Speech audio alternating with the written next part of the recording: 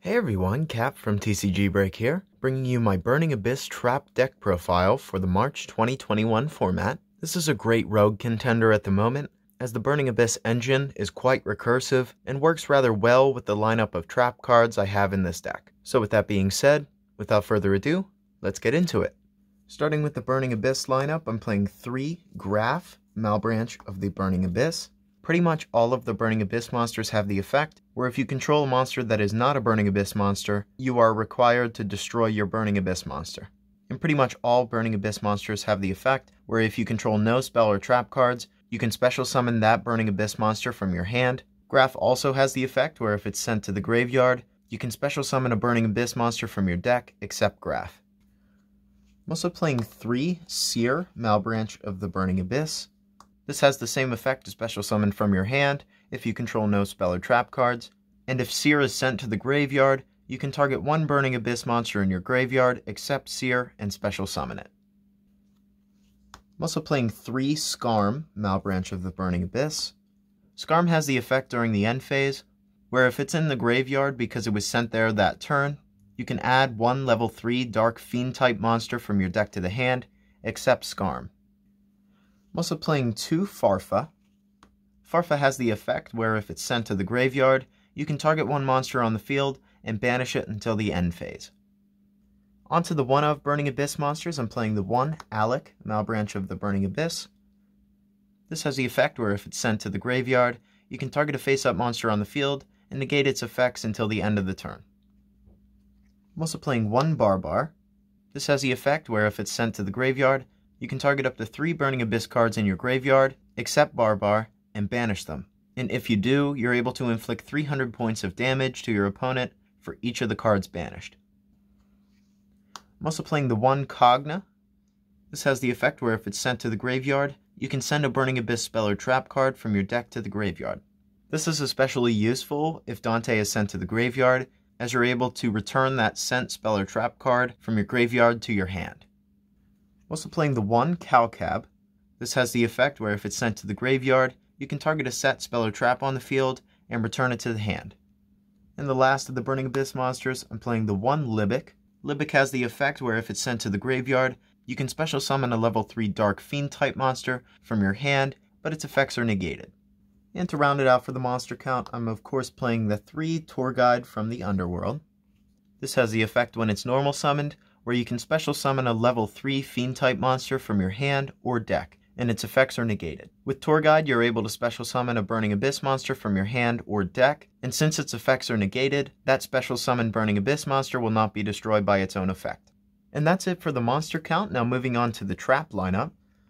I'm playing 2 Fire Lake of the Burning Abyss. This has the effect where you can send 2 face-up Burning Abyss monsters you control to the graveyard, and then target up to 3 cards on the field and destroy those targets. I'm also playing 2 Fiend Griefing. This allows you to target one monster in your opponent's graveyard and shuffle it into the deck, and then you are able to send 1 Fiend type monster from your deck to the graveyard. I'm also playing 3 Ice Dragon's Prison. This has the effect where you can target one monster in your opponent's graveyard and special summon it to your field, but its effects are negated.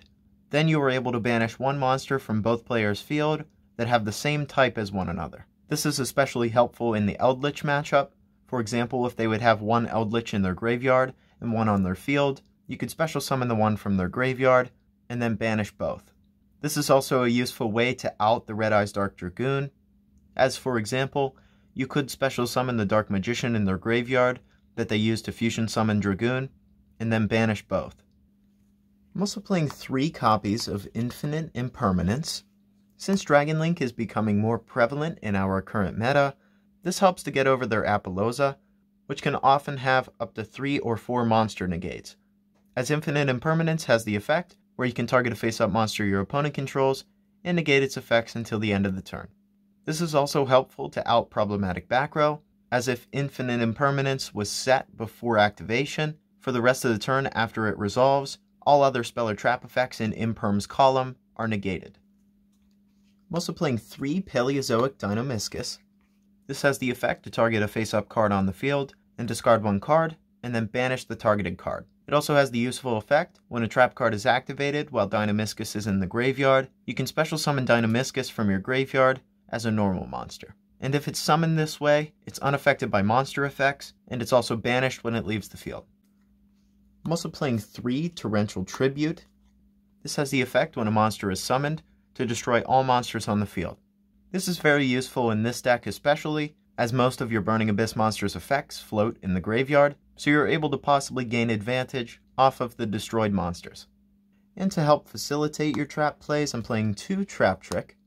This has the effect where you can banish a normal trap from your deck, and then set one card with the same name directly from your deck. And it's also able to be activated that turn, though it has the prospective downside, where you can only activate one trap card for the rest of the turn after Trap Trick resolves. And to round it out for the main deck, I'm playing 3 Solemn Strike. This is great in this format, as most decks are fairly reliant on special summons, as it has the effect when a monster would be special summoned or a monster effect is activated, you can pay 1500 life points, negate the summon or activation, and destroy that card. And that's it for the main deck. Now moving on to the extra deck. I'm playing 3 Dante, Traveler of the Burning Abyss. Dante has the effect once per turn, where you can detach one Xyz material from it, and then choose a number from 1 to 3. Most of the time you will choose 3, and then send that many cards from the top of your deck to the graveyard. And until the end of the turn, Dante gains 500 attack for each card sent to the graveyard using its effect. This just helps to possibly gain quite a lot of advantage off of your Burning Abyss monster effects when they're sent to the grave. Also, if Dante attacks, it's changed to defense position at the end of the battle phase. Also, if Dante is sent to the graveyard, you can target one Burning Abyss card in your graveyard, except Dante, and add it to your hand. I'm also playing the 1 number 49 Fortune Tune. This has the effect during each of your standby phases, where you can gain 500 life points. Fortune Tune is not able to be targeted by card effects. Also, if Fortune Tune would be destroyed, you can detach an Xyz material from it instead. Fortune Tune allows you to recur some of your resources from your graveyard to the deck, as when it's sent from the field to the graveyard, you can target 2 level 3 monsters in your graveyard and shuffle both into the deck, and then return Fortune Tune to the extra deck. I'm also playing the 1 copy of Downward Magician. This has the effect during your main phase 2, where you can Xyz summon it using a rank 3 or lower Xyz monster you control as Xyz material. Downward Magician gains 200 attack for each Xyz material attached to it. It also has the effect where if it attacks a defense position monster, you can inflict piercing battle damage to your opponent. I'm also playing the 1 Beatrice, Lady of the Eternal. This has the effect where you can Xyz summon it by sending 1 Burning Abyss monster from your hand to the graveyard, and then use 1 Dante monster you control as Xyz material. It has the effect once per turn during either player's turn, where you can detach an Xyz material from it and send 1 card from your deck to the graveyard. It also has the effect where if Beatrice would be destroyed by an opponent's card, whether that be by battle or card effect, and sent to the graveyard, you can special summon a Burning Abyss monster from your extra deck, ignoring its summoning conditions. And to round it out for the Xyz monsters, I'm playing the 1 copy of Divine Arsenal AA Zeus. You're able to Xyz summon into this quite easily, as it has the effect where if an Xyz monster battled this turn, you can summon Zeus using 1 Xyz monster you control as material. Zeus has the quick effect, where you can detach 2 materials from it and send all other cards from the field to the graveyard. And then once per turn, if another card you control would be destroyed by battle or an opponent's card effect, you can attach 1 card from your hand, deck, or extra deck to Zeus as material. Moving on to the Link monsters, I'm playing the 1 copy of Gravity Controller. This helps to get some of your Burning Abyss monsters into the graveyard in order to activate their effects. Gravity Controller has the effect where if it's in the extra monster zone, it cannot be destroyed by battle with a monster in the main monster zone. Also, at the start of the damage step, if Gravity Controller battles an opponent's monster in the extra monster zone, you can return both that opponent's monster and Gravity Controller to the deck. I'm playing 1 copy of Cherubini, Ebon Angel of the Burning Abyss.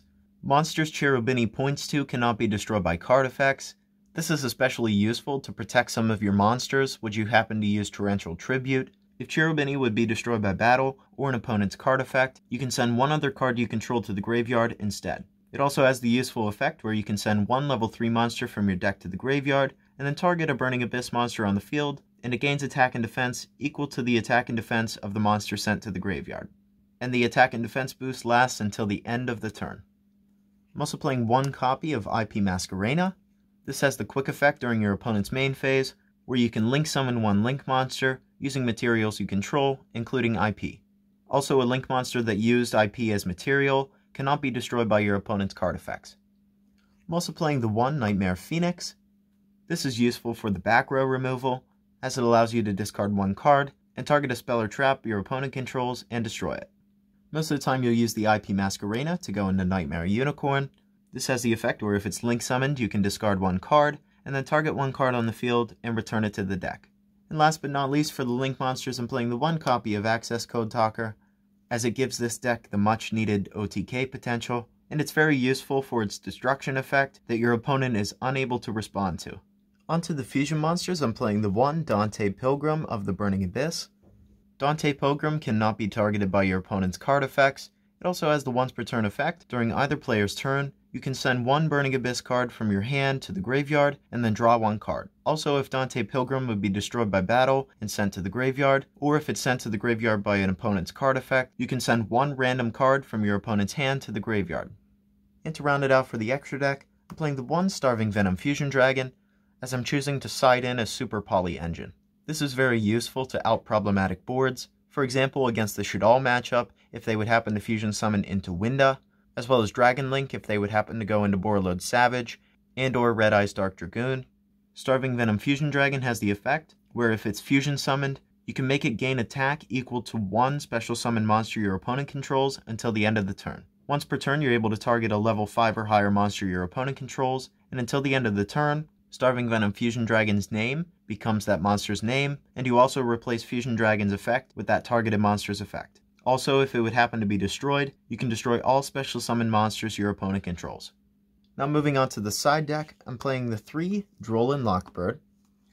This is especially useful against the aforementioned Dragon Link matchup, as it has the quick effect where you can send it from your hand to the graveyard, and for the rest of the turn, cards cannot be added from either player's main deck to the hand. I also play 3 Artifact Lancia. This is especially useful against the Dinosaur matchup, where you can quick effect tribute it from your hand or face-up field, and neither player can banish cards for the rest of the turn. I'm also playing 3 Nibiru, the Primal Being.